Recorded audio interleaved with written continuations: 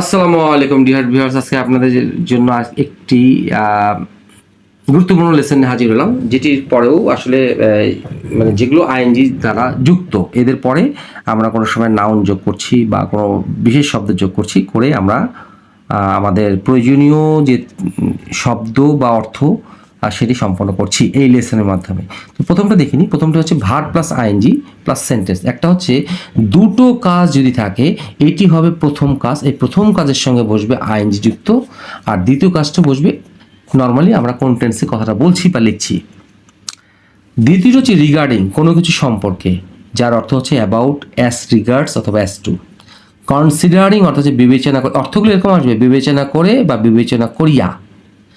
Owing to অর্থ হচ্ছে জন্য, অ্যাকর্ডিং টু হচ্ছে কোনো কিছু অনুসারে, পেন্ডিং কোনো কিছু স্থগিত রেখে বা কিছু ঝুলিয়ে রেখে, অ্যাকসেপ্টিং হচ্ছে গ্রহণ করে। প্রত্যেকটা কিন্তু আইএনজি, আমাদের লেসনটি কিন্তু হচ্ছে ভার্বের সাথে বা যেটাই হোক আইএনজি যুক্ত করে। আচ্ছা, এখন আমরা প্রথমে আসি কোনো একটা কাজ করার পর একটা কাজ করা, মূল ভার্বের সাথে আইএনজি যোগ। আচ্ছা আমরা দেখানোর চেষ্টা করছি আমি এই এক্সট্রিমলি রিগার্ডিংটা, এইটি হচ্ছে আমার মূল মন্ত্র। একটা কাজ শেষ করার পর একটা কাজ করা। তো এখন দেখছি আমরা রিগার্ডিংটা দিয়ে শুরু করতে যাচ্ছি। রিগার্ডিং হচ্ছে অ্যাবাউট। তাহলে এখন আমরা অ্যাবাউট দিয়ে দেখি। আমি তার সম্পর্কে কিছুই জানি না। তাহলে আই নো নাথিং, কিছুই জানি না। এই যে রিগার্ডিং দিতে পারি আমরা এই নাথিংয়ের পর রিগার্ডিং দিতে পারি, অথবা নাথিংয়ের পর অ্যাবাউট দিতে পারি, আবার নাথিংয়ের পর অ্যাস রিগার্ডসও দিতে পারি, অথবা নাথিংয়ের পর আমরা অ্যাস টু দিতে পারি। এই প্রত্যেকটার অর্থ হচ্ছে সম্পর্কে, তারপরে her. I know nothing regarding her, I know nothing about her, I know nothing as regards her, I know nothing as to her. তা সেগুলো বুঝতে পেরেছি। এখন আসি কনসিডারিং, বিবেচনা করে, কোনো কিছু বিবেচনা করিয়া। আচ্ছা, তারপরটা আসবো আমরা ওয়িং টু হচ্ছে জন্য। তাহলে 2 নম্বর এবং 3 নম্বর এক্সাম্পলটা আমরা একসাথে দেখানোর চেষ্টা করছি আমি। তার বয়স ভেবে, দেখেন তার বয়স ভেবে কোনো কিছু বিবেচনা করে তাকে ক্ষমা করা হয়েছিল, মানে কনসিডারিং হিজ এজ, এই যে আইনজি যুক্ত ব্যাপারটা, কনসিডারিং হিজ, তার বয়স বিবেচনা করে হি ওয়াজ পার্ডনড, এই পার্ডন তাকে ক্ষমা করে দেওয়া হয়েছিল, এই জন্য এটা ভার্ব 3 হলো।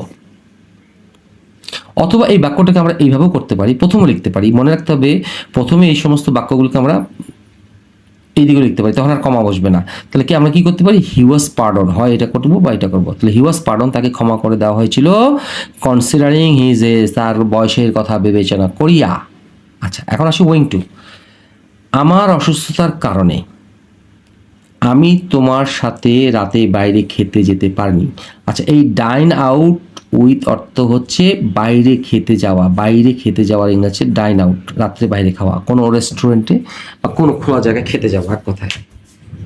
তাহলে কি অসুস্থতার কারণে, যেহেতু আইনজি দিয়ে করছি আমরা, এখানে ফর্দ করা যেতে পারে, কিন্তু যেহেতু ওয়িং টু আমরা এখানে এই লেসনে পাচ্ছি, তাহলে এখানে ফর দেওয়া যেতে পারে, তারপরে হতে পারে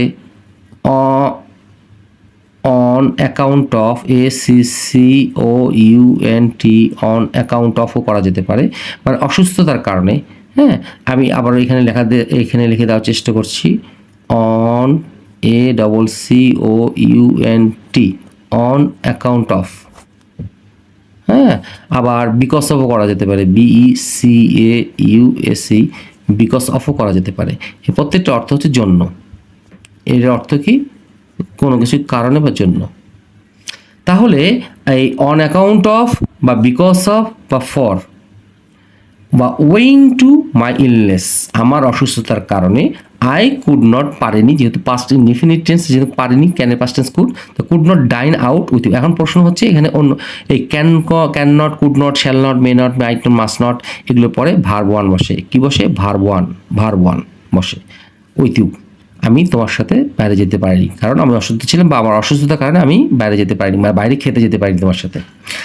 আচ্ছা, এখন আসি অ্যাকর্ডিং টু আর পেন্ডিং হচ্ছে কোনো কিছু স্থগিত রেখে। 4 নম্বর এবং 5 নম্বর, সব কিছু পরিকল্পনা অনুসারে চলছে, তার মানে এভরিথিং ইজ গোয়িং অন, সব কিছু চলছে কি পরিকল্পনা অনুসারে। এই পরিকল্পনা অনুসারে হচ্ছে অ্যাকর্ডিং টু অ্যাকর্ডিং টু বলতে পারি, অথবা in accordance with plan. According to plan বলা যেতে পারে, অ্যাকর্ডিং টু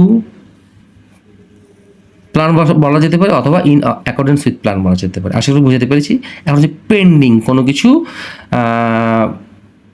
ঝুলিয়ে রাখা। আচ্ছা, আরও জিজ্ঞাসাবাদের জন্য তাকে জামিনে মুক্ত করা হয়েছিল।